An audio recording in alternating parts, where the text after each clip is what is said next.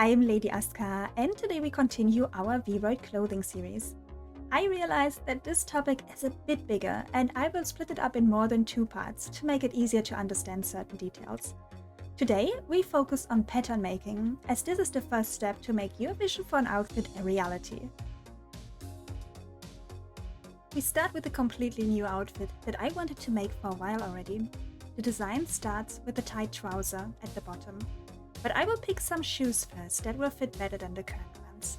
I'm choosing sandals here for now and go with the white ones.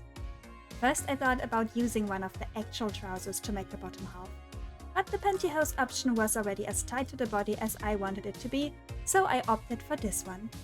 My version is going to be pink, though maybe not that pink. A lighter shade would work better. I'm taking the darker shade to create some shadows for the knees and try to add shadows to the inner and outer part of the pantyhose, but couldn't make it look like it was made from one piece, since the top part covers the body like a tight skirt, and the harsh edges would be visible then. Since most of this won't even be visible in the final product, I just leave it out for now. I could still create a better one on the skin layer later, but that will have to wait for the next part of the tutorial. Now to the actual outfit. I wanted to make a pretty skin-tight coat-like piece and the short Bolero jacket on top. First I thought the dress pattern would work great as a base, but the skirt folds got in the way, so I switched it over to the coat pattern, which we will cut to size accordingly. For the first part I remove the top and delete the sleeves, which leaves me, as we learned it last time, without any skin shown. But since you guys watched my last tutorial, you know already what to do now. We go to the skin mask tab and fill in everything with white that we want to show.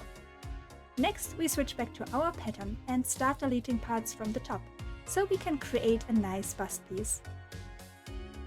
I'm shaving it down here roughly and go in more detailed after to get closer to the form I want. In between I'm fixing the skin mask so that our bust won't be invisible if we look at it from certain angles. Don't forget to have the mirror option activated so you get an even result. The mirror option will reset if you get out of the customization menu to save your pattern, so don't forget to turn it back on after. Before continuing, we now use the sliders a bit to get a more corseted look around the waist. Once that is done, we go back to customizing the pattern. I am trying to test first roughly at which height I want to cut the pattern at the bottom, and then get the rough shape as well as the details later during the process. Now our base for this part is done. Time to put the Bolero jacket on top. Since I want to use the shirt collar, I'm picking another long coat template now. This time I'm fitting the sleeves first and actually make them go through the skin texture, so back to the skin mask and adding the black on the arms back in to get rid of the skin texture here. After that we create the Bolero, which includes basically deleting the whole coat and only leaving the top part to act as a jacket. I'm detailing out the top part again to make the bust area look balanced. Now the only thing missing is the back part, and I actually forgot to work on that on the other template as well. So we switch back and add, or better remove, the parts as well and reveal that my skin texture was never meant to be revealed till here. Whoops. At least the shoulder blades look kinda nice. Now I'm only going over the skin mask one more time to make everything fit perfectly. And with that, our outfit pattern is complete. The next step would then be to put textures on there, which we will talk about in the next video.